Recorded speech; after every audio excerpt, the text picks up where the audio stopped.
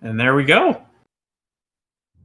Welcome to GRIS. So GRIS is a game as art platformer released a little less than a year ago by Spanish studio Nomada. And in Spanish, gris means gray, which is pertinent to things here. The game is about a young girl whose mother recently passed away, and she is going to struggle through the 5 emotions of grief on her journey towards accepting the fact that her mother has passed away. And each of those 5 emotions are going to be represented by 5 different colors. Emotions being denial, anger, bargaining, depression, and acceptance, and the colors being white, red, green, blue, and yellow.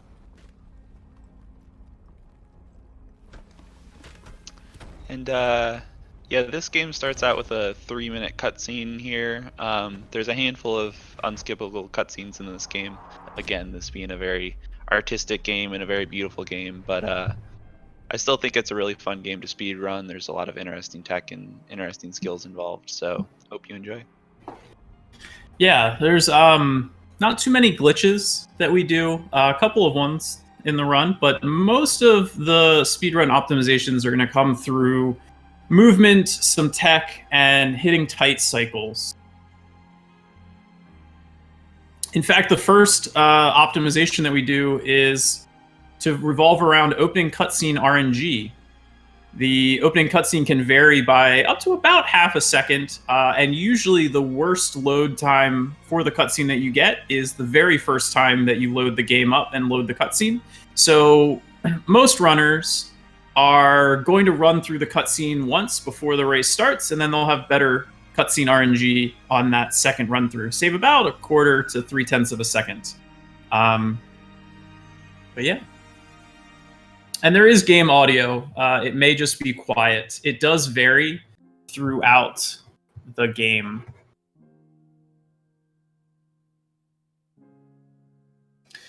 Because GRIS has no text in it, the emotions and the story of the game are told visually and through the audio.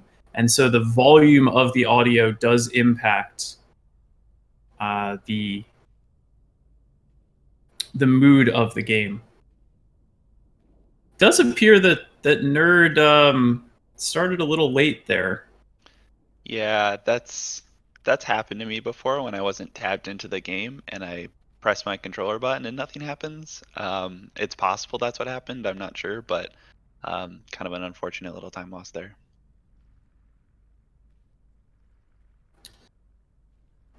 This is our 6 versus 11 matchup of the first round. And usually this opening denial section is going to be pretty consistent for most runners. You would usually expect only 1 or 2 seconds of variance between them. It might be a little bit more than that because of that unfortunate little starting error from Nerd Squared.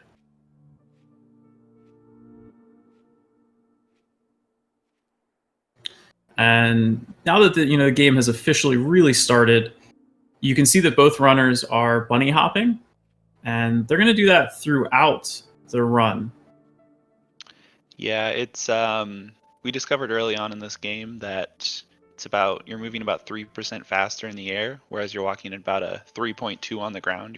You're moving at about a 3.3 when you're in the air after a jump. So it's to your advantage to be in the air as much as possible, wherever possible.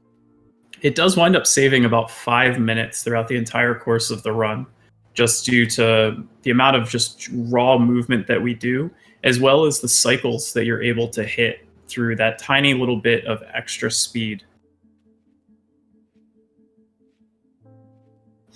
I did a run one time in one of our weekly races where I didn't jump, and pretty much all of the cycles that I normally hit, I wound up missing. It was a really eye-opening experience. Yeah, and another thing you'll notice throughout this run, along with things like those cycles and various movement, is that, Greece isn't a very, intense or hardcore game. You can't die in the game. It's relatively nice to you, and so a lot of the movement and a lot of those things are lenient. But because we're speedrunners, we want to go as fast as possible. We take full advantage of every bit of leniency we can get, and so in the end, it doesn't end up being so easy. So, and there are a lot of cutscenes in the game, and walking in cutscene triggers is very slow. So, in pretty much every cutscene, we do our best to try to jump from just outside of the trigger into the trigger so that we can be moving at that 3.3 speed and not at the slower cutscene walking speed, which is, I actually don't know exactly what it is, but it's definitely slower than the 3.2. Little bit of issues from both of our runners getting up the tower there.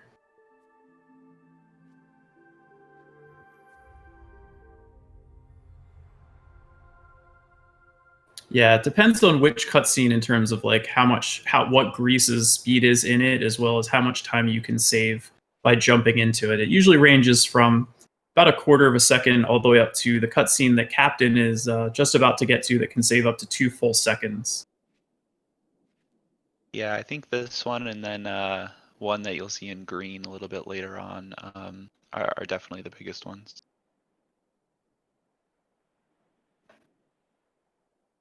And each chapter of Grease is going to end by jumping into a statue of a hand of your mother.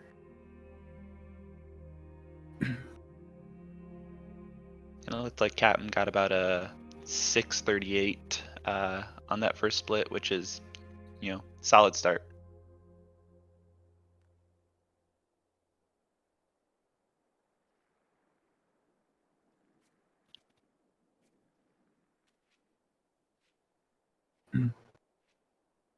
Along with the bunny hopping, you can also buffer all of your jump inputs by a couple of frames. And we do this. You can really see it on the staircase here because it's so long, and you wind up just kind of gliding up the whole thing.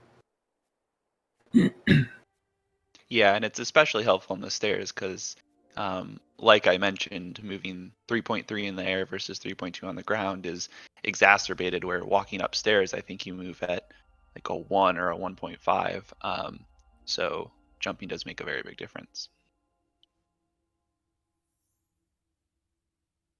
Both runners did miss the little pit of doom there too. Everybody's fallen into that at some point. It's inevitable. More than once.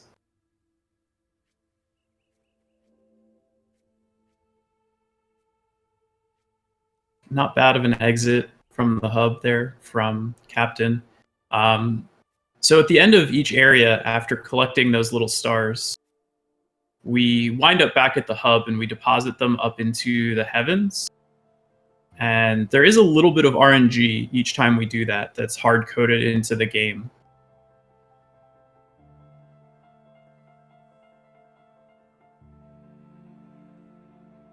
Looked like Nerd might have forgotten a little bit where he was going.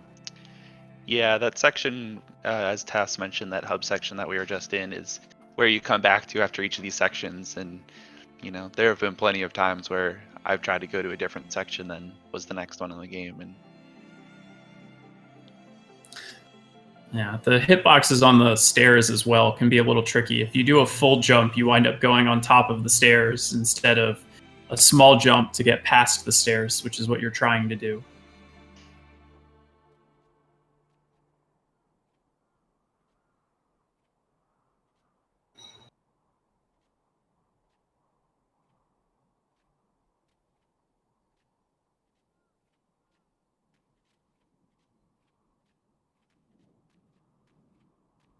very good looking tower climb from Captain. Yeah, definitely. And 931 to the top of the tower, which is pretty good.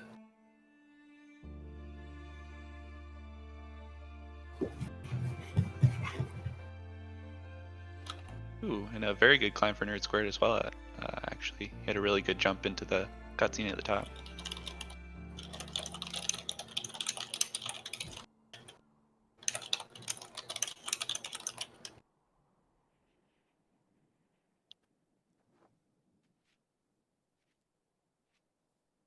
we're coming up on the sandstorm section, which starts off in perfectly consistent, no ability to lose time.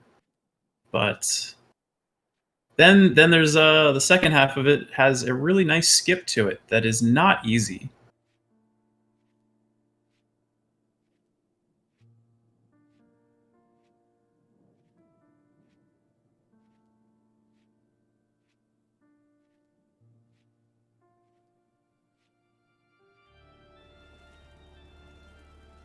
So Captain was practicing one of the tricks needed to do the sandstorm skip. Doesn't lose him any time there to practice it in that spot. He has to wait for that sandstorm no matter what.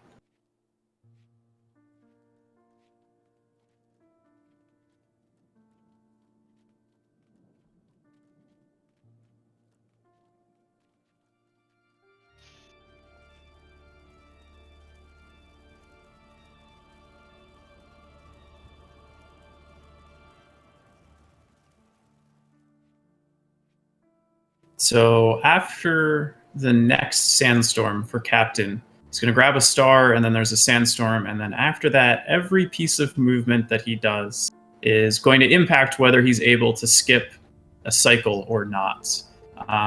There are 2 levels to the skip. You can get a partial or a full, which save 13 or 15 seconds, respectively.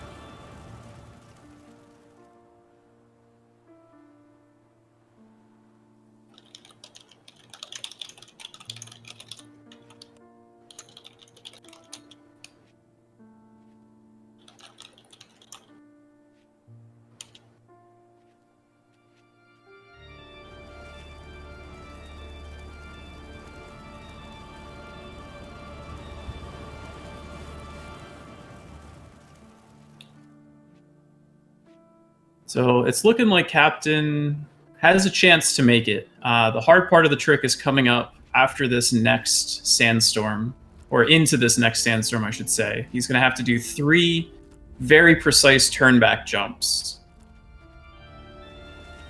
And he did not get it. He was late into it, it looked like. Yeah, he was able to make that first jump into the sandstorm, but got rolled up right upon landing, so will not be making the skip.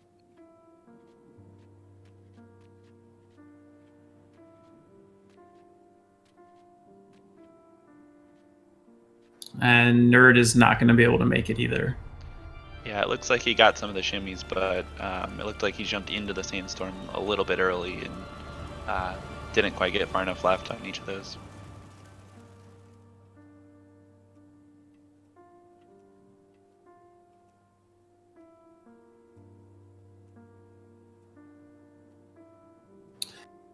So if either of our runners had been able to make it, it would be not this current sandstorm that Captain's getting here within this rock creature, but the next one that's going to come right at the end.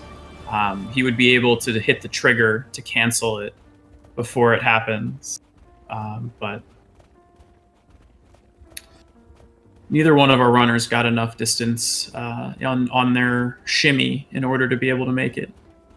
So it is a very hard trick. See Captain doing some shimmies into that sandstorm, just since it's no time lost to do it up there, but kind of just getting into more practice. I don't know if he thought he could still try to make it, or if that was just a little swag and showing off. But either way, same result. So, and Nerd's not going to lose any additional time either for going into that sandstorm there, for the same reason that Captain didn't. But both of our runners are coming up to their first power-up platform.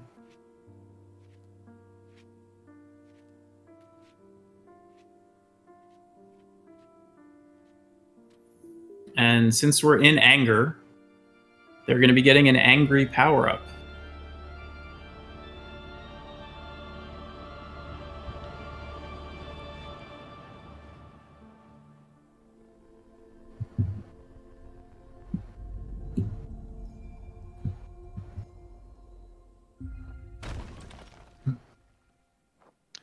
And this is our heavy.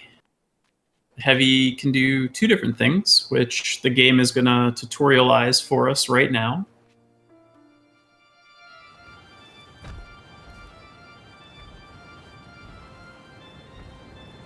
Now that GRIS can be nice and thick, she can push through these sandstorms. Slowly. Yeah, and again, that's why most of the runners, when they're walking through these sandstorms, they count how many steps they make so that they can make sure to exit that heavy as soon as possible as that sandstorm is ending. Because again, it's very, very slow to walk in heavy, so you want to do that as little as possible. While also making sure absolutely do not leave that heavy early. It is like a 30+ second time loss because it will push you all the way back to the very start, and you're going to have to do that slow walk completely over again. So, and on Captain's side, you can see the other power that the heavy has.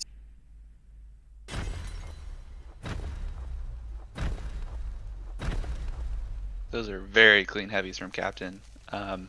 It's really easy to get tripped up there if you're trying to go too fast and heavy before you're able to jump, or jump before you land all the way. And so, very nice and fast, and didn't miss any from Captain.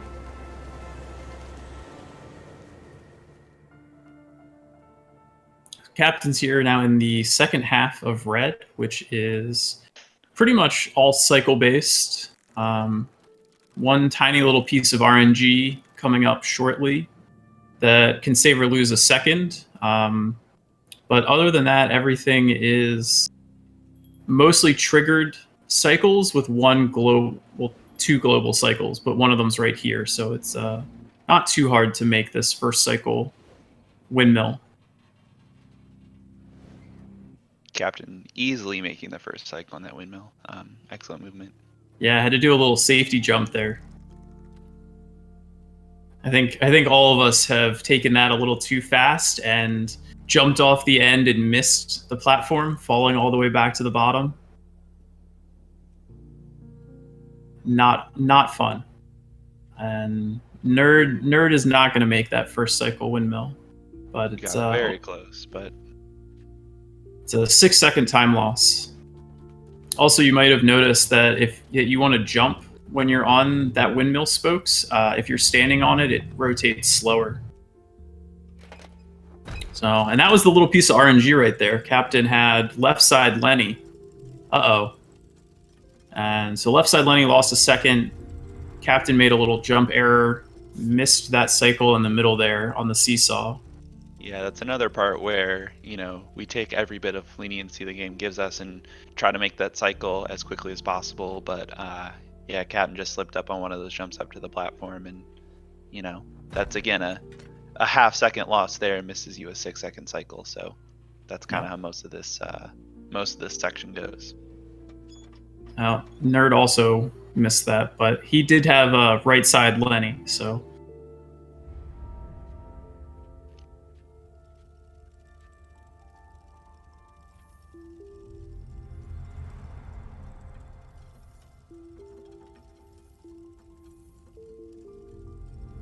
Yeah, and then kind of on the contrary side of that, this movement over on the left here doesn't really matter as much because you're kind of bound by waiting back in the middle at that cycle. So yeah, these cycles just dominate this section. And it's very, very easy to wind up having things snowball. You lose a second or two in the bottom and you miss the one global cycle later on, and then that causes you to further miss additional cycles, and a second of time loss winds up being 11 or 12 without too much of a blink of an eye.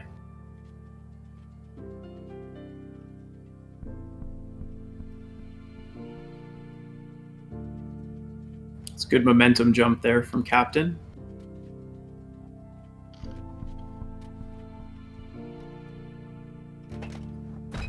Almost cut that jump back too thin, but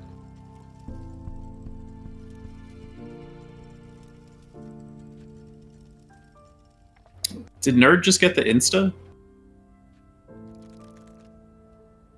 So I think he might have. I wasn't quite paying attention. Sorry. I think Nerd managed to get an insta heavy on breaking those blocks. Insta heavying is a trick that's frame perfect. That basically the hitbox collision between heavy grease and an object overlap each other, and the game just decides to cancel the animation and instantly open up. So it saves about half a second when it happens. And you can do it into breakable objects. You can also do it off the end of platforms.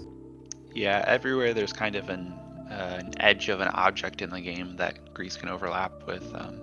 You'll be able to do that.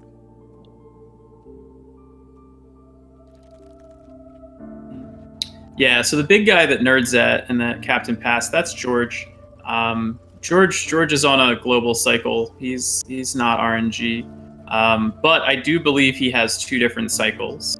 Kind of like how later in the game we have some red birds that have two different cycles, but one of the two cycles is heavily dominated over the other, and I believe George is the same way. So about 90% of the time you're going to get a good George if you have good movement, but about 10% of the time you might still be in trouble.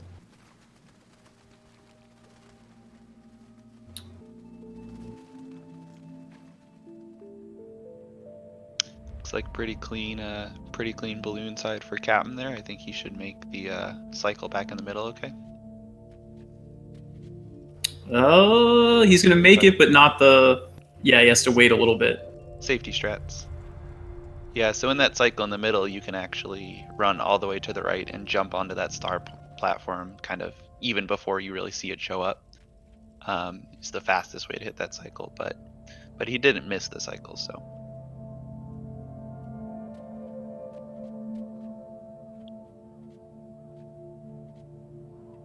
So and our runners are coming up to the end of Anger here. You just have this giant Ferris wheel.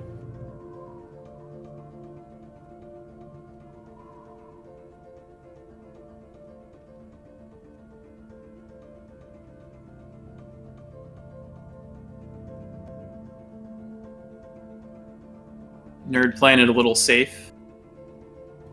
Choosing not to jump onto the invisible platform that would have been there for him. Captain getting the insta-heavy off the edge of the Ferris wheel there.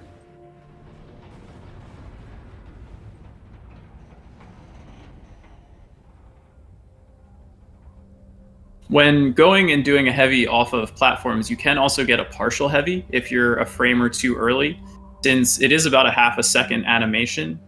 If you're 1 or 2 frames early, you can partially save, but it's only really satisfying if you get the full frame perfect insta. Yeah, absolutely. And there's one section later in the game where there's another insta opportunity, where you have to be especially careful about it, because if you do walk off the edge and don't get the insta, you'll fail to trigger the next part of the game, and you'll have to run all the way back around to do it again, losing 15 plus seconds. So it's a speed strat that's really risky, but in a game kind of simple like this, we like to go for all kinds of things like that.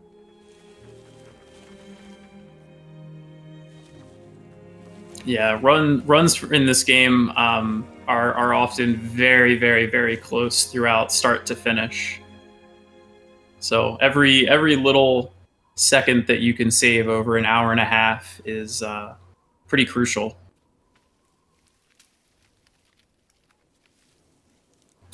I'm actually curious whether Nerd Squared is going to break the pot or not.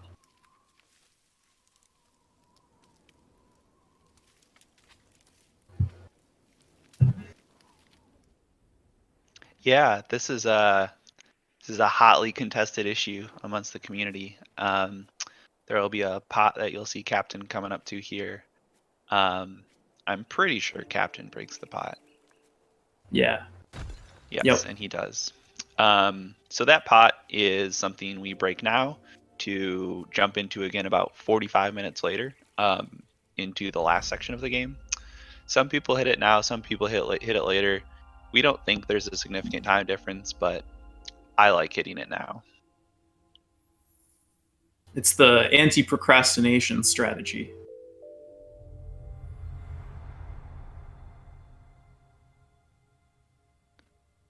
I also just like breaking things. I see a pot, I break it. I can't just walk past it. You anarchist. I am very excited here because Nerd Squared is a very no pot break, but he'll be able to break it later on when we go to yellow. But Nerd Squared is a newcomer to our speed community, and so don't know too much about him. But now we know. Now we know his pot break strategy. But I'll also be curious whether he goes left side or right side when we get to yellow.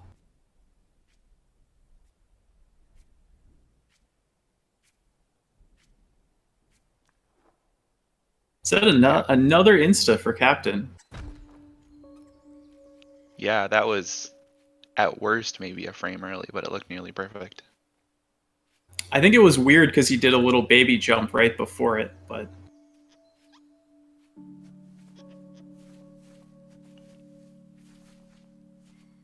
Yeah, and then this section of the game they're going into is the green section for bargaining.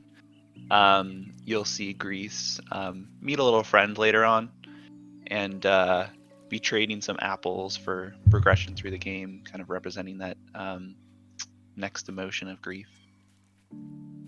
Yeah, you say bargaining. I say bribery. Captain cleanly hitting the first cycle on those trees. Yeah, and then that jump Captain made right there is probably the second biggest cutscene jump in the game. You notice GRIS walks over to where she notices her little friend there, and if you fall right off of that rock there, she takes an extra couple seconds to walk further. Yeah. A while ago, we used to try to do an insta-heavy off that ledge into that cutscene, but it's definitely a good bit slower. Yeah, she just walks so slow. And so if you do heavy, GRIS does fall at a much faster rate than free falling. Ooh, looks like Nerd just missed the first cycle. Didn't quite get his jump off in time as that tree was disappearing. Yeah, a little late to get that second jump. So, but yeah. He does get back around very quickly and make about the best next cycle he could, though. So. And good entry into the cutscene as well. But there are a number of places where, when GRIS is free falling, the runners will do a heavy at their earliest possible moment, and then they'll fall faster. Any free fall straight down that's more than 2 seconds is going to be faster to heavy into than to free fall. However, there are a number of places where GRIS is able to move horizontally while falling, and in those instances, it's always better not to heavy because of Pythagorean's theorem.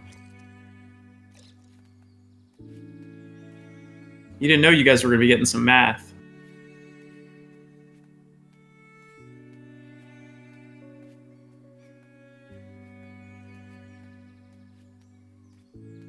So for most of these sections, as you might notice, aside from that one tight cycle on the trees at the beginning, it's a relatively straightforward split, not a whole lot of intricate movements or differences. So these splits tend to be very consistent, with the exception of where Captain is right now. So Captain is gathering up some apples to give to Macaroni, and this is one of the other major points of RNG in the game. Macaroni is actually hard-coded to wait for various random amount of times before or after taking actions such as eating apples, and that can lose up to 2 to 3 seconds in this section for really no reason. But Macaroni's our friend. We still love him, or I do at least. I'm glad you still do, JP. Some of us get quite annoyed at the time loss. So there are 5 or 6 places at least where Macaroni can just decide to wait for 1 second. Also, we call this little guy Macaroni because of the old song Yankee Doodle. who, Yankee Doodle had a feather in his cap and he called it macaroni. So this little guy, little rock dude, has 4 feathers in his head, and I thought that was pretty macaroni, and so I started calling him that, and communities kind of adopted that as unofficial canon. Ooh, it looked like Nerd Squared there just missed the jump onto that one tree and heavy too early, falling back down and having to go back around again, which is an unfortunate miss, but it's good to see he's trying to be aggressive and pretty fast at least.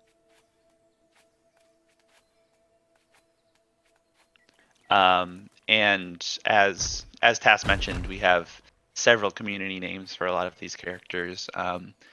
This game has no text in it. It has no formal names for the characters. So early on, the speedrunning community kind of created these names for these characters. Later on, when we looked at the code, we saw some of the actual names they gave them, but the community names have largely stuck, and I think they're better. Thanks.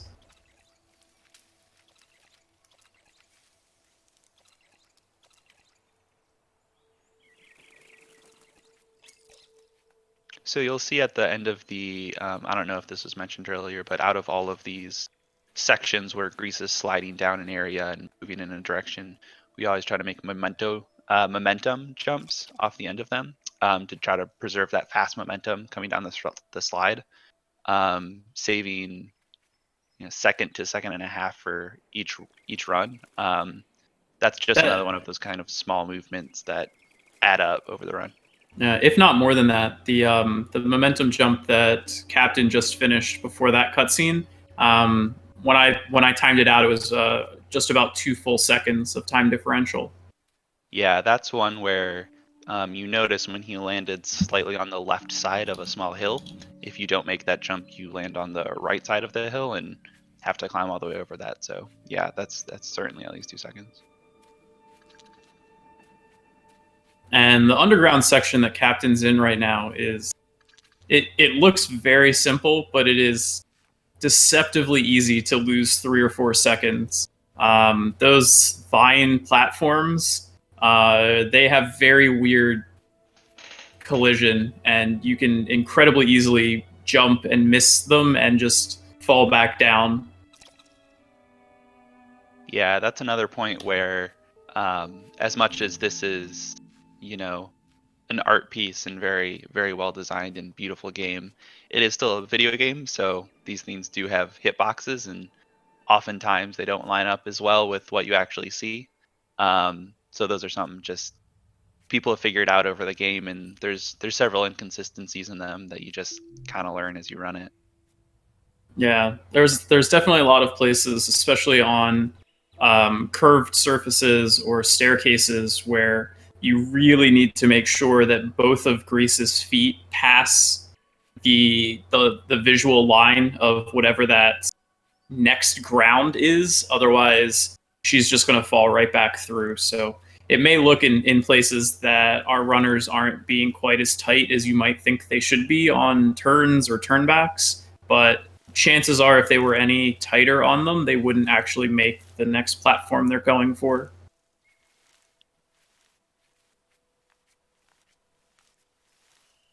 And then in the section on the left here, these trees are actually controlled by GRIS's jumps. So you'll notice that trees switch every time GRIS jumps. Typically, I know some runners have very specific setups for lining up their jumps to make it into that first section.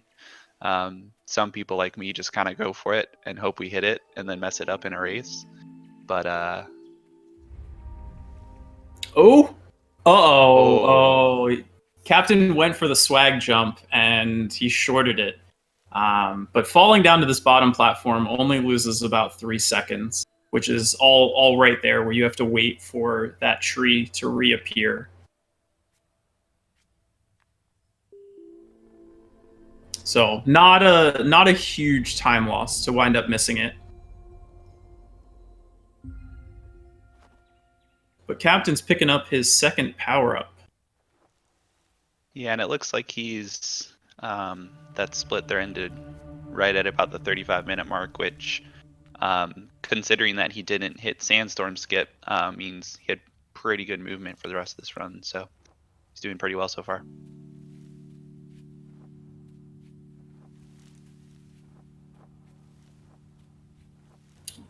Yeah, no major mistakes outside of missing the sandstorm skip so far from Captain.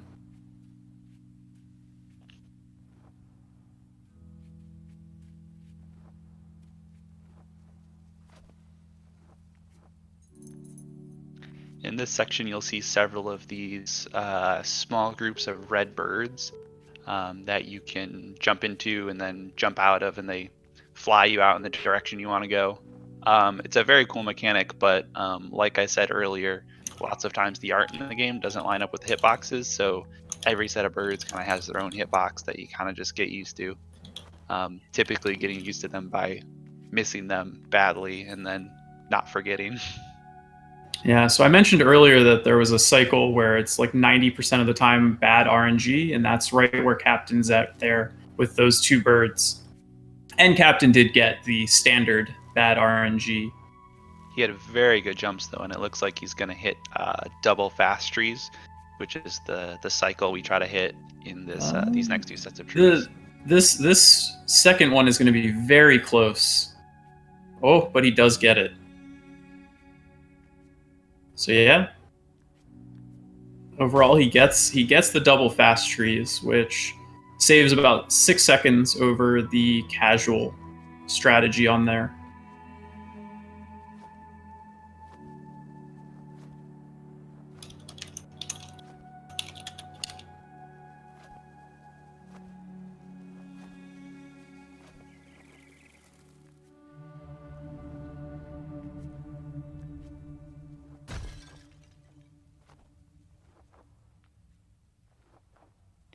As Captain climbs the rest of this tower, we'll enter into what is the first boss fight of the game.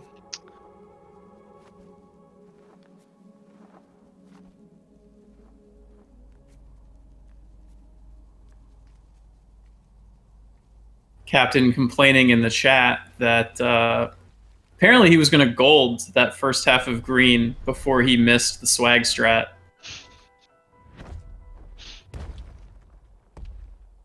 So Nerd Squared missed his first cycle on that jump. Gets the second, but he is going to have to do the casual strat here on the trees. Not going to make either of the fast cycles.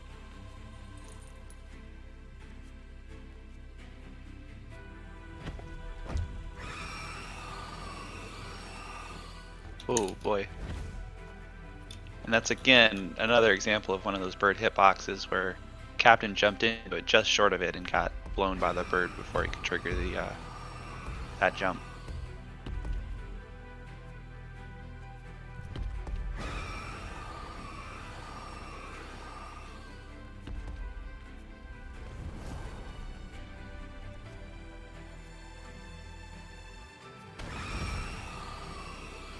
Nerd getting some pretty fast movement through those second trees though.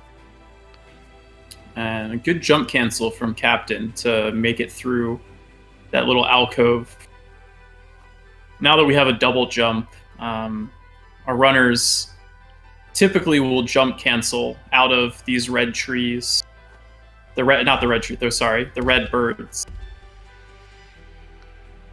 Since in most cases they propel you quickly straight up, and in most cases we want to be going horizontally, so jump canceling allows us to move faster in going left or right instead of continuing to travel north and south.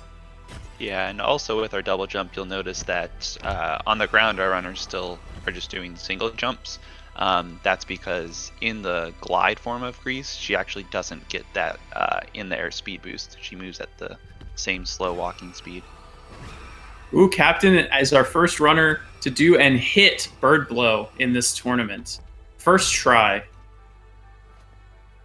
Yeah, so that's a trick there that was discovered relatively recently by one of the community's resident glitch hunters, Skylar, where you can trigger that bird to make his big heavy blows a lot faster. Whereas in the casual strat, it would blow you into the middle. You'd have to wait there for 3 to 4 more seconds, and then it would blow again. But as you saw there, when you jump into it like that, you can get it to trigger both of its big blows right away, and saves about 3 seconds. But if you miss it, you fall off that platform and have to go all the way back around, and loses, depending on how badly you miss it, up to 10 seconds. So it is a very risk-reward strategy, which is why nobody as of yet, before Captain, had attempted it in this tournament. They all took the safer 3-second time loss. Yeah, but I think it's something we're going to be seeing more of as we progress in this tournament for sure. I'll be doing it.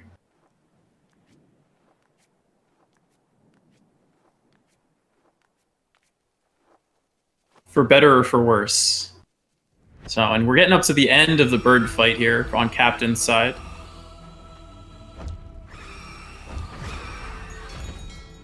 Perfect. Very clean first part. Yeah, that's how you want to do that lower half of the bird fight.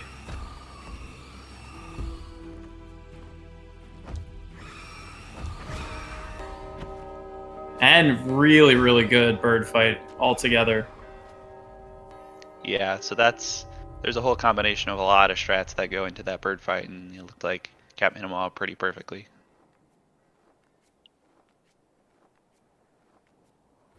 I suspect Nerd Squared is not going to attempt bird blow.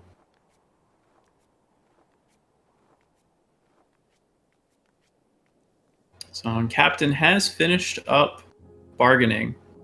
So yeah, so you can see on Nerd Squared's side, that's what the casual version of this section looks like.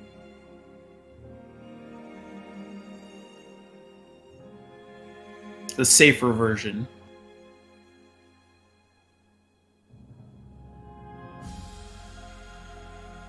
Yeah, Captain, that split was very good for Captain, triggering that at about 42-20, maybe 42-19. Yeah, I think it was 42-19. Yeah, given that he missed the Sandstorm skip, that's great. I think that's only 3 seconds behind where my PB is, so with Sandstorm skip effectively seconds ahead.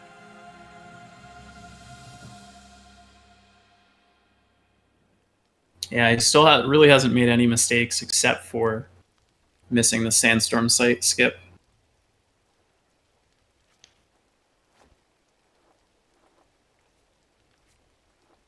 It's going to transition into the depression section of the game. And there's going to be a blind jump here out of this tower.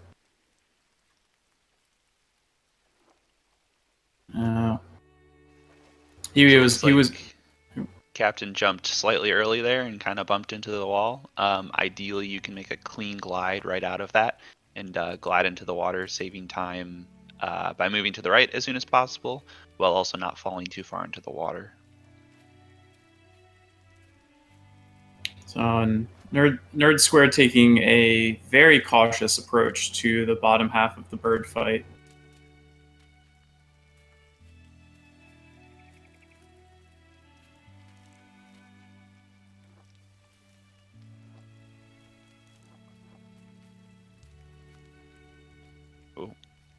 And what you saw Captain go for there was to try to get onto one of those raised water covered trees. That's kind of the second major strat in this split, which is the memento route.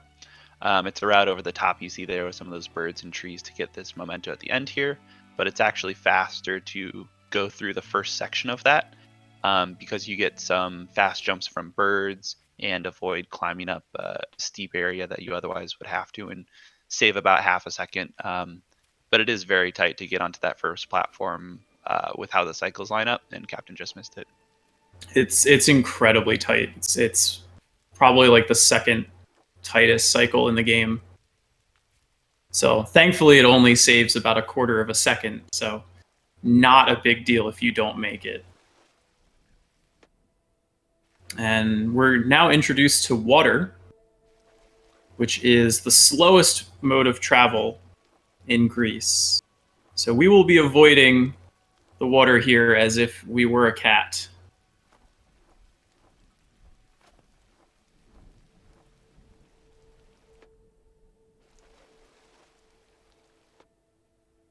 Yeah, and again, to go back to that and what I was mentioning earlier about the fast glide strat is that we always try to do a double jump and glide into the water to avoid falling deep into it as you would if you just fell into it normally.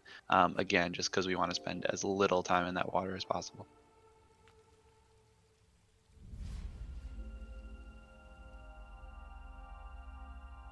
So I'm not sure exactly what the lead is here, but it's somewhere north of 3 minutes. Yeah, it looks like, yeah, I would say just over 3 minutes. About the length of that split.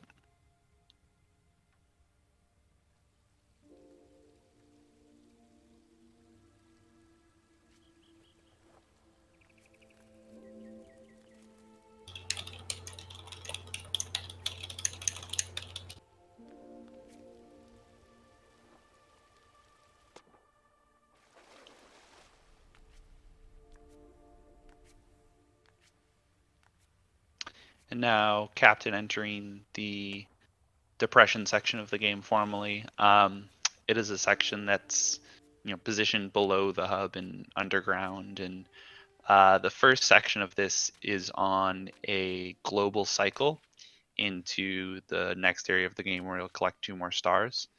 The cycle is about an 8-second cycle, and typically most runners are able to get what we call fast cycle. You have about Ooh. 7 seconds of leniency to try to hit that. Unfortunately, there's a trick there that Captain just missed, losing about 5 seconds. So he's going to have really good movement for the rest of the section to hit that fast cycle.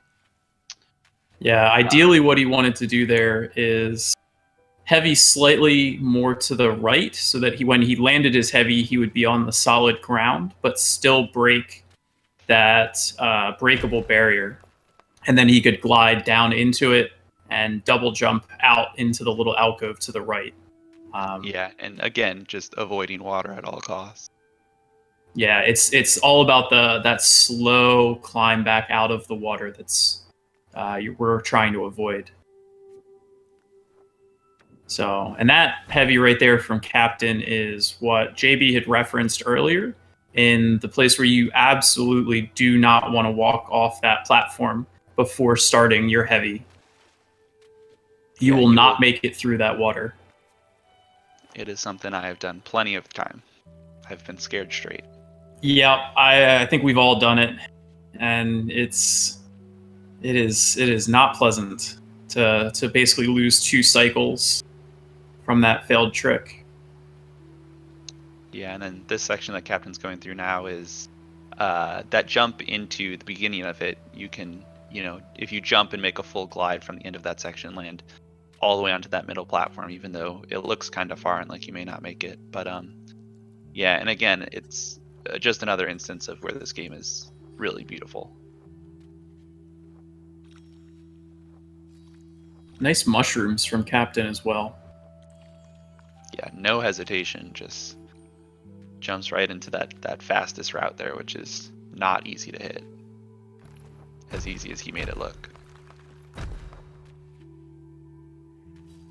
Pretty good pulleys until that extra heavy right at the end. I don't think he meant to do that. Yeah, it looked like he triggered the second pulley and then hit the heavy button again and did an insta off the edge of it. Yeah. I'm not sure I've seen that before, but definitely not what he was going for.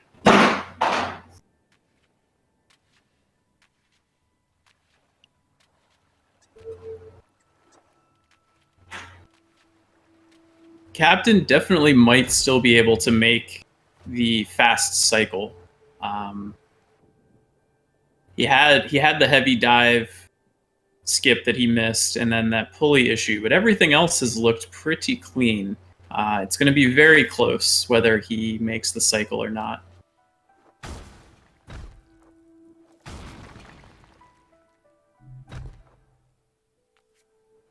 And it is possible to make a fastest cycle, but it is very, very hard. Captain just makes it. You notice he heavied really early there as the this flash of light that freezes GRIS triggers. typically, you know, if you have plenty of time, you walk all the way up in heavy right below that section where you jump up to, but he did manage to make that fast cycle. Taking full advantage of the 7 seconds of leeway that he has. Well, 8.1, give or take, which is what allows us to theoretically make fastest cycle.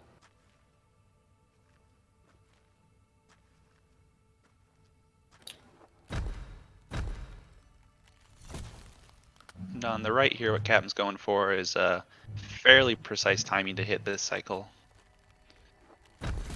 Looks like he is just able to make it. You have to actually exit out of your heavy slightly early at the beginning of there to try to make it all the way around to make your second heavy in time.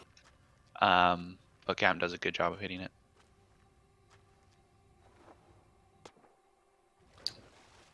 Yeah, and Captain's now getting his 3rd power-up, as Nerd Squared is getting into the mushrooms. Yeah, and as we said before, water is really slow and we avoid it. Now it's really fast and we try to go into it as much as possible. Yep, it went from being the slowest to now being the fastest modes of travel in the game.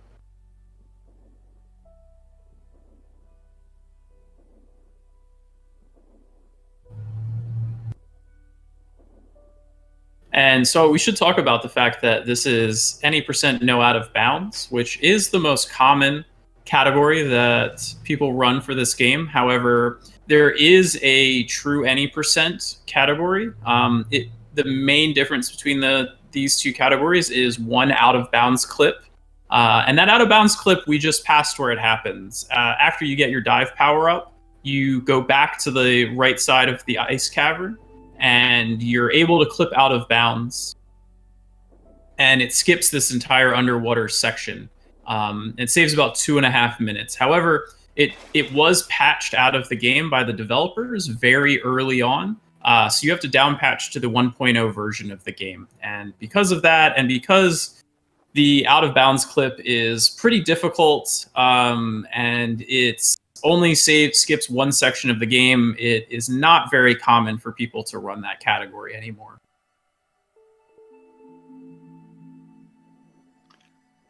Yeah, and also I always enjoyed this section of the game, swimming through here and also not dealing with the relatively finicky out of bounds clip. So yeah, Nerd Square just making his left side cycle there too. Jumped from even farther away than Captain did. So, but I agree with you that the underwater section is super fun. It's really nice to get 360 degrees of motion as opposed to just being able to move left and right.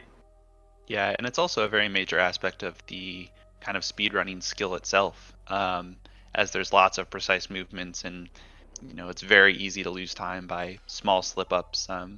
A lot of that again because you have full 2D movement.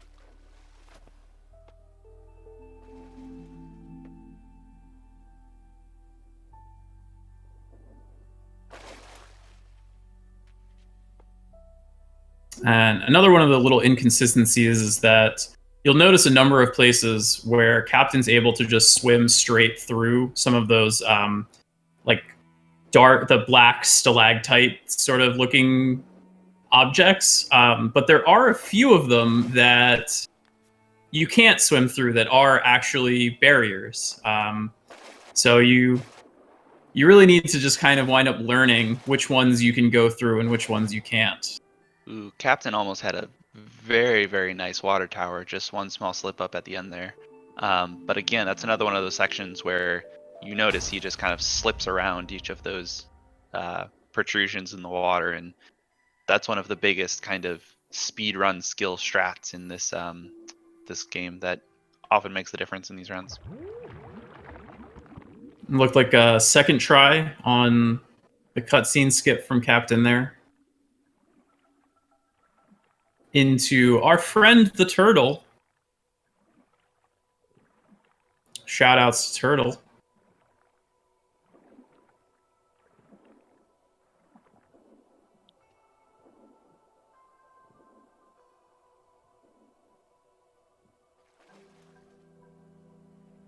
So, and that heavy that Captain just did there is a pretty tight window. You're not supposed to be able to heavy because that's a cutscene.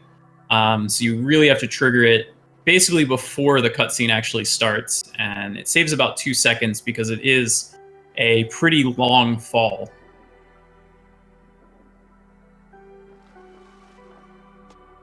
Oh, little issues getting into Mom's butt there.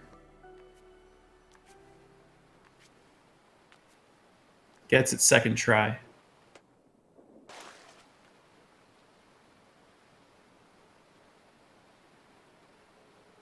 And this is where this cutscene into the hand here is where you would end up at the end of the out of bounds clip. So that was essentially the section that you would skip. But again, Captain still on very good pace. Great movement so far on this run.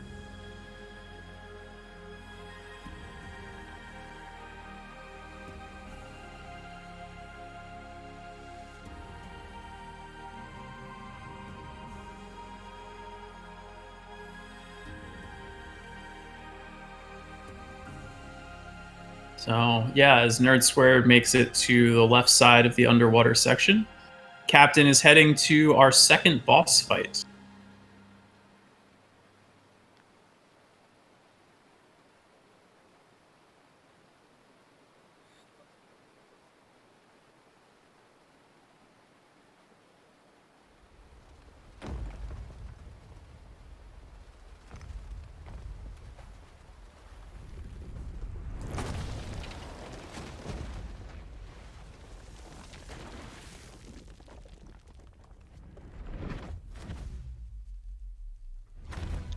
We once again face down our bird friend, but it's not going to be a bird anymore.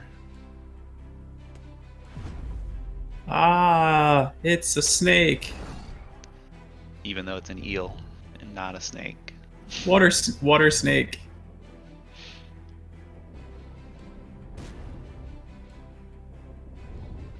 So this boss fight comes in 2 parts, and it is mostly an auto scroller, but not 100%.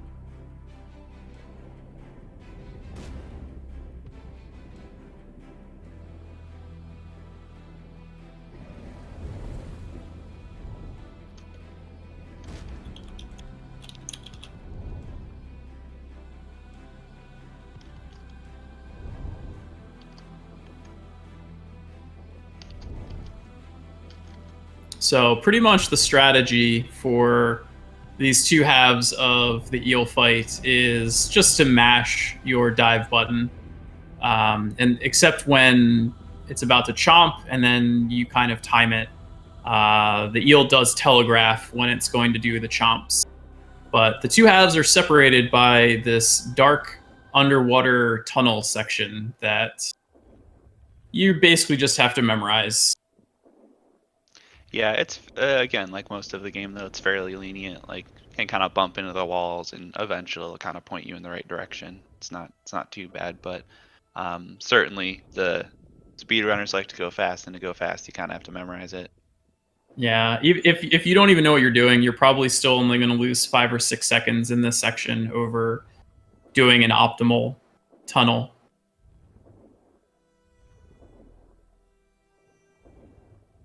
Nerd Squared having a little issue with where he's going there, but figured it out. Nerd Squared approaching his butt entry. First try on the butt entry. As Captain starts off on the second part of his eel fight. My favorite music in the game. Shoutouts to Berlinist, who did the whole score for GRIS.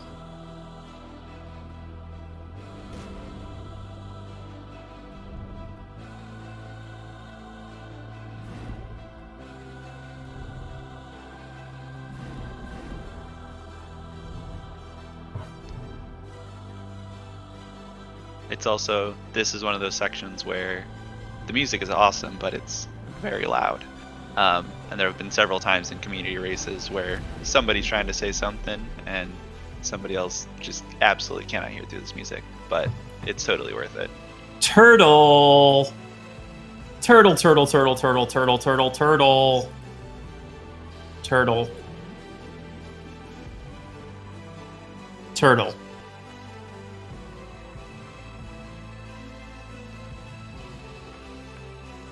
And that was Tass's Turtle song. You can find him on SoundCloud.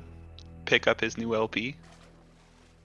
I am known for having turtle songs in that section of the game from time to time, but they'll be saved for maybe the finals if I get the honor to commentate that or not. We'll see what happens.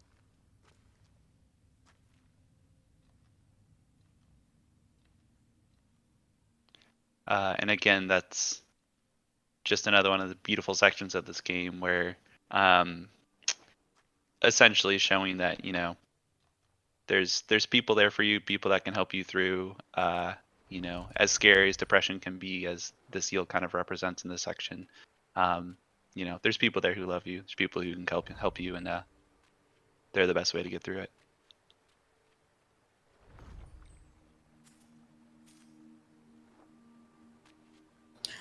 So Captain is doing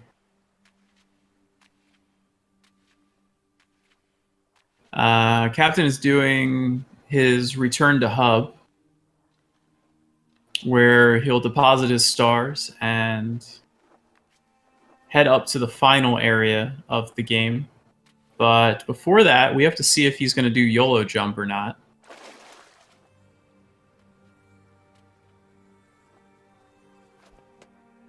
It's coming up right here out of the water. Oh, and he nails it.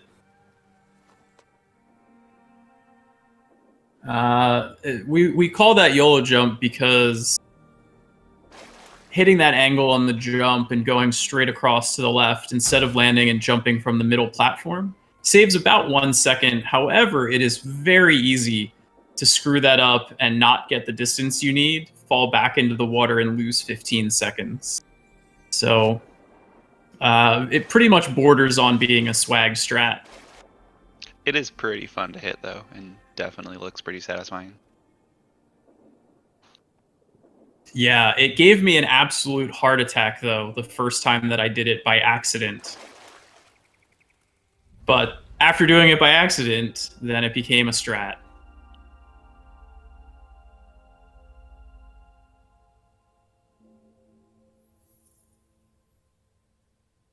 Now Captain depositing his stars to enter the final section of the game, Acceptance. Not the best exit from the water, though, from Captain. He got too high up, too close to the platform. So a little bit of a time loss on that. He's also now able to take advantage of his early pot break and regain that 1.5 seconds.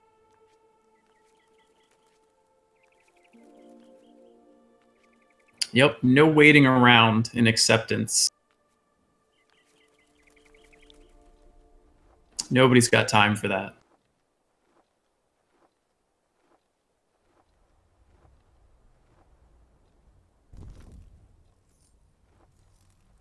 And one of the major themes you'll see throughout this acceptance area is these kind of using light as a tool for the gameplay, with this this bulb bug lighting up those stairs, and you'll see later on other instances of platforms and objects being lit up and disappearing. Overall, just again, not to overdo the point, but a very beautiful game. Turtle on Nerd's side as well. Shoutouts again to Turtle. Captain had a little bit of a bonk coming out of the water, but now he gets some yellow birds, which have some timed light to them.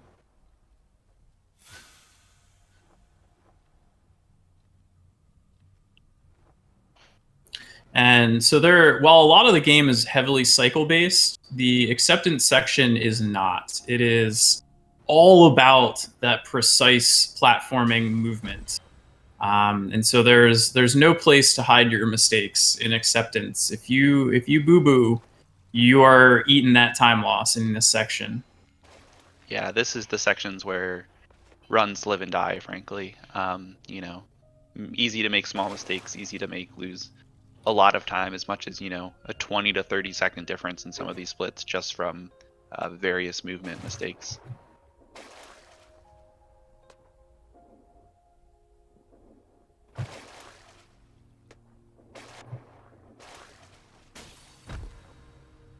Great water squares though from Captain. Yeah, super clean. And he is on PB pace right now. He golded his hub return. And so even with missing Sandstorm Skip, he is about 10 to 11 seconds ahead of his PB currently. This tournament is really bringing out the best in everyone. It's so cool to see.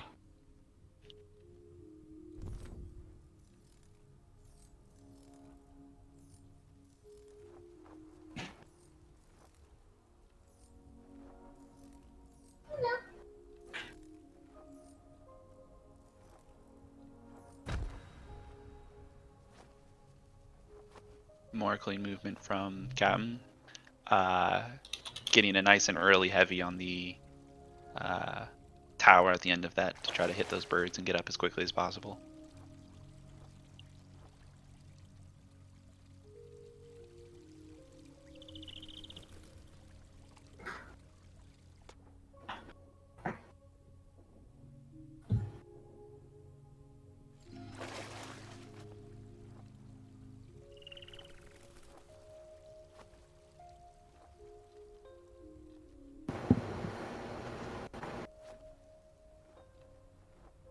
Looks like Nerd Squared hitting some pretty clean water squares to finish off the return to hub split as he enters into acceptance.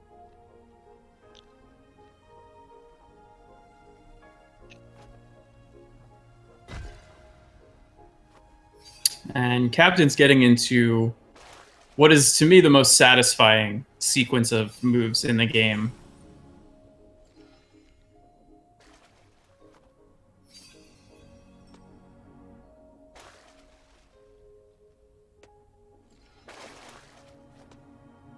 Slight bump, but looks pretty good so far. As long as he finishes here. Yeah, pretty nice. And Nerd Squared breaking his pot finally. About 45 minutes late to that party.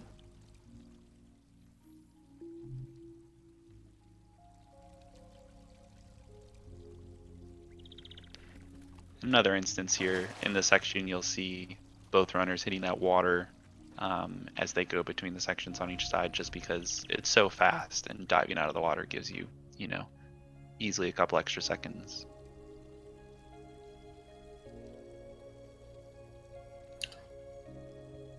Yeah, every chance you can get to go swimming, gotta take it.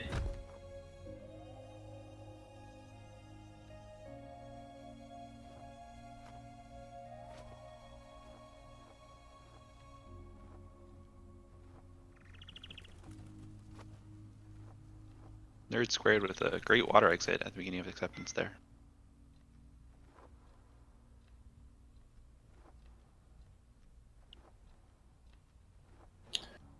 So Captain's continuing to play really cleanly.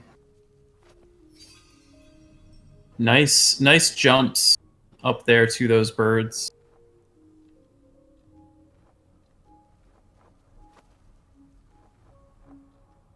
Slight little miss there.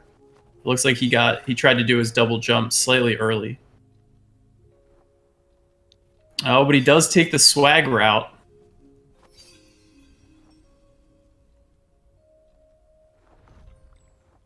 And super nice turn back. Wow. That might is be the fastest I've ever seen that. Yeah, that is riskier than I ever take it. I honestly can't believe that worked.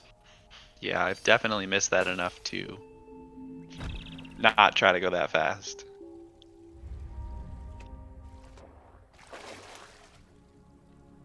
I think he got anxious there, and he tried to dive out of the water too quickly.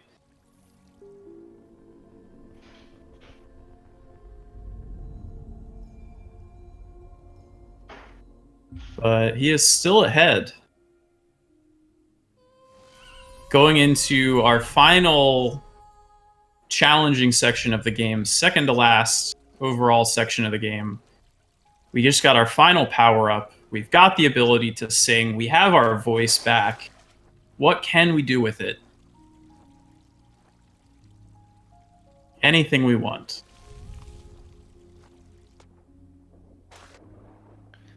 We also meet one of our last friends of the game here in Spider.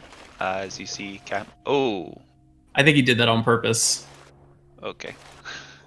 I think he's celebrating, maybe? Possibly. He's showing off, that's for sure. Practicing some dolphin strats. I hope he doesn't stop the spider, though. If he goes too far left, the spider will stop moving. Wow. That was, I think, the most swag we've seen in a run so far. Yeah, he is showing off. Again, in that section, you can just stand on that top platform there and wait for the spider to come over, but Captain laying it all out. You can do a little dance up there if you want sometimes. It's usually what I do. I feel like that dance isn't even swaggy now after seeing that. I know. Like why even bother? So, this last section of the game, there are going to be rooms on the left and right side. The bug room that Captain's coming up to, and the flower room on the left side. Both of them have major skips to them, where you just don't go to the top side at all. The flower room is basically free, but the bug room is the hardest trick in the game. So there are two tricks. The first one's pretty easy right here. To make that, Captain just gets it, and he's not even going to try for no cycle. Captain is almost certainly on PB pace, so yeah, he's not going to risk it. If you go for no cycle and just barely miss it, you're probably going to wind up losing an extra 10 seconds. So he just didn't want to risk it at all. I think he's definitely just trying to get his PB.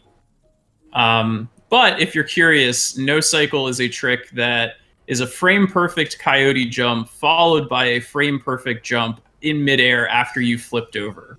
And it gives you just enough height and distance to make it onto that far right platform without ever having to trigger the top side of the bug. It is super hard, but it saves an additional 22 seconds. Yeah, it's a great way for, top level runs to essentially die an hour into them. So that's always fun. Yes, an hour and 10 minutes into your run, you can effectively just lose 22 seconds off of what is an insanely hard trick.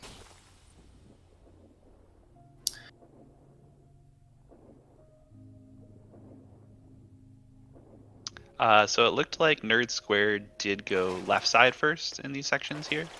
In these sections back and forth between this hub, you can go either right or left. Most runners go right. One of our runners does go to the left, Aggie, but they're Australian, so that is excusable.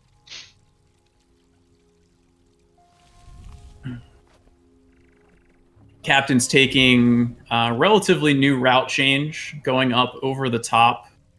It loses about half a second over going in the water and up the stairs. However, because it opens up both of those flowers there, it will save time when we come back and need to use those flowers again.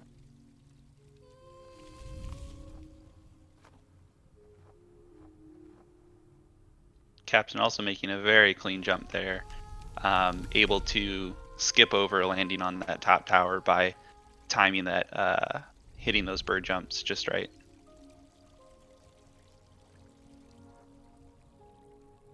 Nerd Squared coming into the satisfying upside down section. And then Captain, they're also getting the one free insta heavy in the game. As you stand on the edge there, you can buffer the heavy out of that cutscene and immediately make the insta.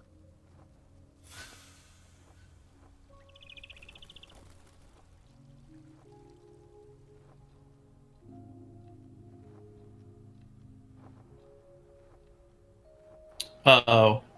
Oh no. Oh wait, that worked? I Okay, didn't I was actually very mean to go that confused way. there. Yeah, I thought Nerd Squared went back where they had come from and was going to have to come back up all over again. But apparently, I don't know what I'm talking about. So everything is good in the hood. And so Captain's coming over to the flower room, which I am certain Captain will do the skip in this room because it is free. Great skip. Pretty clean right there. Yeah, this is one of the sections where the game expects you to go to the other side, jump around, turn on some more flowers, jump back to the other side, but we like to go fast, so we say nah. Yeah, all you have to do is just mash and you'll get a very quick jump cancel and you won't flip over.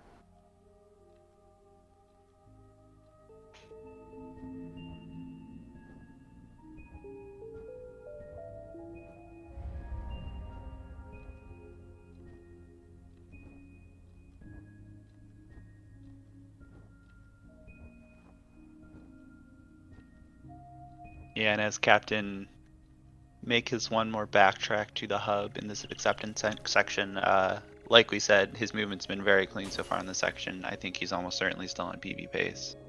And likely Yeah, will ultimately get a PB here. yeah, I do think so.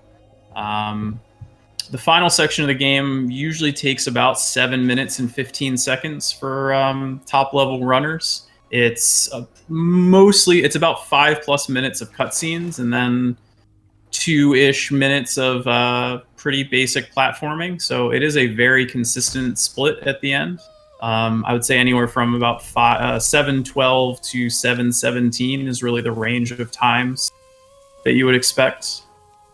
So we should be able to tell approximately what Captain is going to wind up in once he gets to the top of this sequence of trees and triggers his deposit of 6 stars into the heavens.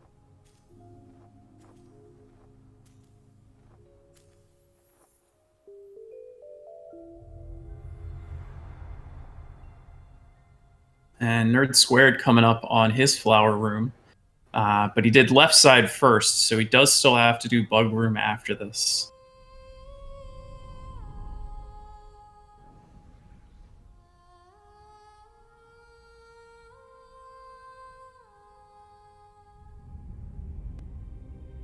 Yeah, and as Captain, it looks like Captain actually golded another split. He he's Into he. this I'm section. thinking he's on about a 1:25:25 pace, which I think is about a 20-second PB for him. Yeah, about 18 seconds if that's what he gets. His current PB is a 1:25:43. And Nerd Squared's PB is a 1:34:29 currently. Which actually, I think there's a good chance that Nerd Squared also will PB Yeah, I suspect he's probably a maybe. 1:32. Yeah, I was gonna say maybe 5 or 6 seconds behind, or 5 or 6 minutes behind, which yeah, I think certainly puts him on PB pace. Yeah, somewhere in the 1:30, 1:32 range. So I mean, we've been seeing PBs from almost every single runner in this tournament so far. This is our third match, and if things hold up, we'll have 5 PBs out of 6 runners, and our 6th runner was 2 seconds away from their PB. So everybody has really shown up and done the best that they can so far in this tournament, and it's just been a thrill to be able to commentate and see all of these races. Yeah, I'm super excited for the rest of this tournament. I think it's definitely gonna be a good one.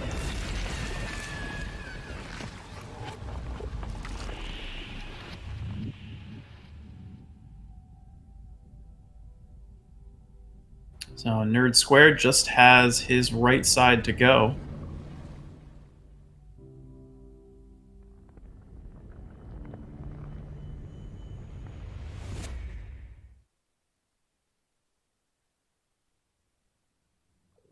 Now, Captain in the black section of the game, as you know, it's always darkest right before the dawn. This section, as he's coming up out of this water, is essentially an auto scroller. You have control over GRIS. You can move left and right, but she moves up at the same speed regardless. So you kind of just have to float through it. Yeah, it would be so nice if you could swim with your dive speed through this section. It would still be an auto scroller, but at least it would be a faster auto scroller. Yeah, it's another instance where kind of the art and the emotions invoked by the game were more important than the actual gameplay. But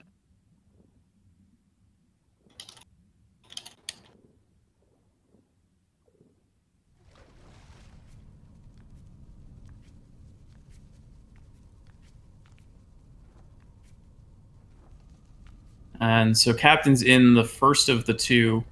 Oh no. Whoa. First of the two platforming sections, definitely the harder of the two.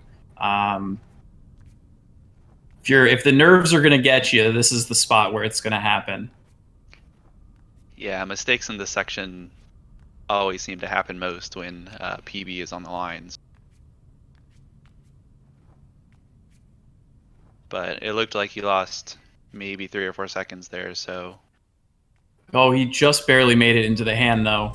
That Wow. was a dangerous sequence of jumps there. It's a very risky jump. And so Nerd Squared did not make the 1 cycle jump. Looks like he's going to be doing the casual 2 cycle.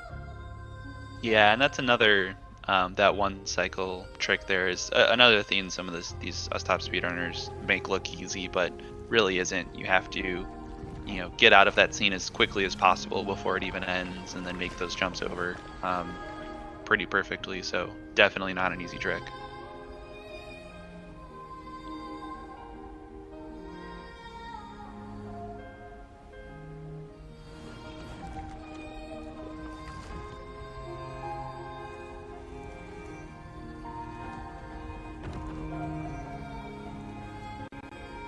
And in case this is anyone's first viewing experience of GRIS, really should have mentioned it from the beginning, but this is probably the time that you're going to need some Kleenex, getting hit a little bit in the feels.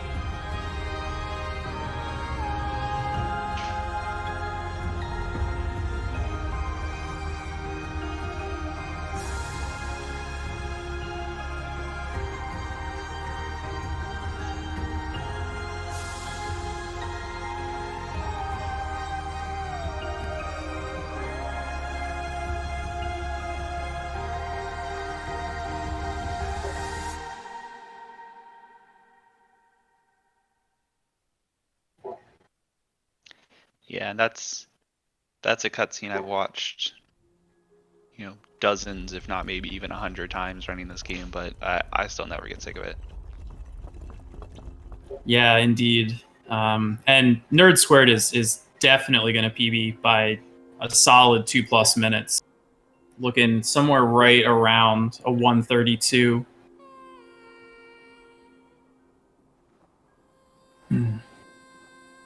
Skylar, nobody wants to hear me trying to hit high notes there.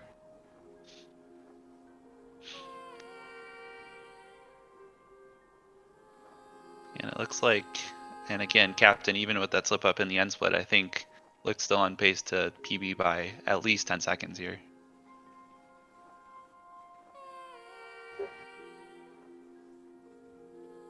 Yeah, somewhere around the 125-30. One final jump into a cutscene at the end here. Yeah, 29, I think. Yeah. Wow, great run from Captain. GG on the PB there for Captain.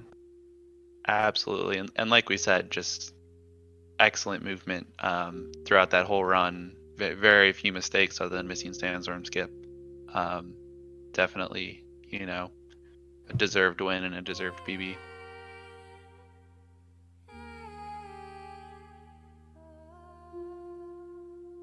And it's going to be a hell of a match between Captain and Aggie in the next round. Their PBs now are 2 seconds apart from each other.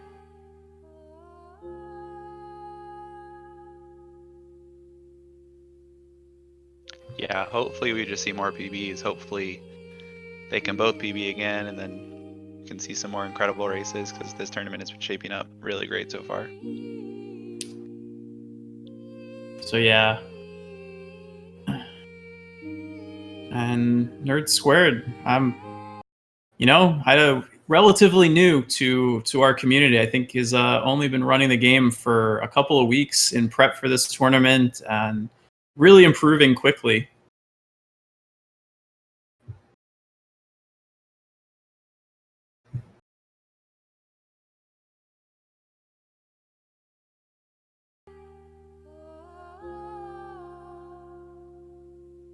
Yeah, I think it won't be too many more runs if Nerd Squared keeps up with the game to be getting a sub 130, which in my opinion is like the first real milestone in the game. Yeah, absolutely, and hopefully this is kind of a good showcase of the game. It's a really fun game to speedrun. It's not too intense, but there's also a lot of skill and intricacies. And if you're interested in checking out the game and speedrunning it, you can check out our Discord. It's on the speedrun.com page. Great community, great game. Highly recommend.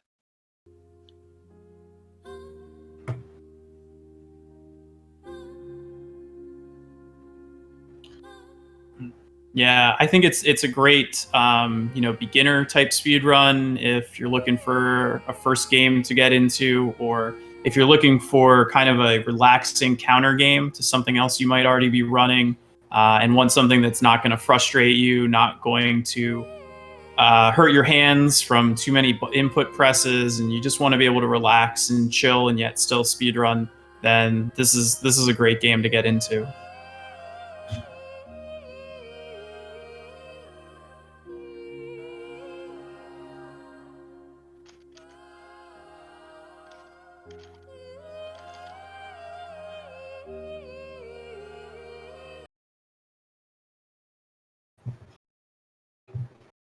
Apologies on the audio here. It keeps auto switching. Unfortunately, we don't have an audio source coming from Nerd Squared, so I cannot actually switch over there. I'll continue to pop it back to Captain's credits music here.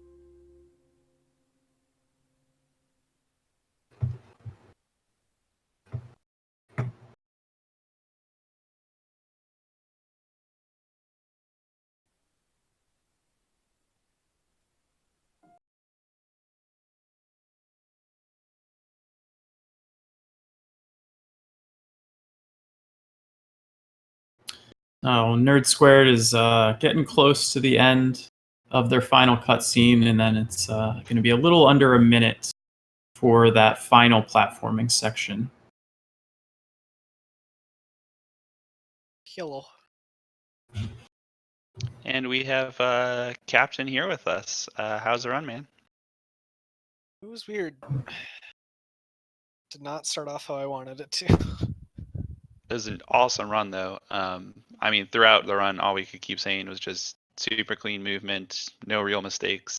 I mean, other than Sandstorm Skip, there was very few major mistakes in that entire run. So red was a mess. Green was pretty good with some very small mistakes. I don't then think you everything missed else any felt really cycles good. in red, though. Oh, I did. I missed the first. You missed the 6 second the seesaw. I missed the so- first Yeah, that's or true. pressure plate. So, but everything lined up well for you after that. You missed the swag jump in the That first cost half me of community green. some of best. Yeah, I mean, everything else was really clean. Great bird fight. Yeah. I was 0.4 seconds off of my PB after that mistake. I really want to get that split from you. Honestly, it comes down to macaroni RNG. I think more than anything. Yeah. I've had multiple runs in that split that were like pretty close to perfect, and they lost like 3 seconds to RNG. So I only noticed one bad macaroni. Nice. So yeah, congratulations still on the PB in spite of the early missteps. Yeah. I got like 3 golds in a row, which saved me. And it sounds like Nerd is also doing really well for himself. Yeah, he doesn't have a timer. We're not sure exactly where he's at, but I think it's somewhere around 132. He says 132.11. Yeah. That's awesome. I'm glad that we're continuing this trend of everybody PBing and or just PBing. It's phenomenal. So really excited to have you racing against Aggie next, because now the two of you, your PBs are 2 seconds apart. Yep, but I'm ahead of him, and that's what counts. The smack talk is starting already. Aggie, the gauntlet has been thrown. I hope you have an appropriate response for this. Because it's getting fiery here. Great runs all around, for sure. Like I've said over and over again, love how this tournament has gone so far, and super excited for the rest of it. GG to Nerd Squared as well on the more than 2 minute PB, 132.11, improved from a 134.29. That's awesome. Yeah, absolutely fabulous. And we have, if you're still interested in watching these tournament games, we have a double header coming up tomorrow. Yeah, we do. At 4 o'clock and 7 o'clock Eastern time, we have a second round matchup, Cuddy Flame against Skylar Fox, and then our final first round matchup, Natalie against FC Racers. So you're not going to want to miss those tomorrow, guys. Do we have any parting words, Captain? Any other smack talk you want to throw down? I don't know. I think Aggie and I's race is going to be a lot of fun, because most of the time when we race, it goes pretty well. Looking forward to it. Yeah. So once again, 2 races tomorrow, guys. We've got our Discord linked on the speedrun.com page if you're interested. Would love to have more people in the communities, and follow our runners, follow the commentators if you're interested. And that's about it. I am Tasselfoot. And I am JB Storm. Y'all have a good one. Yeah, we'll see you for the next race.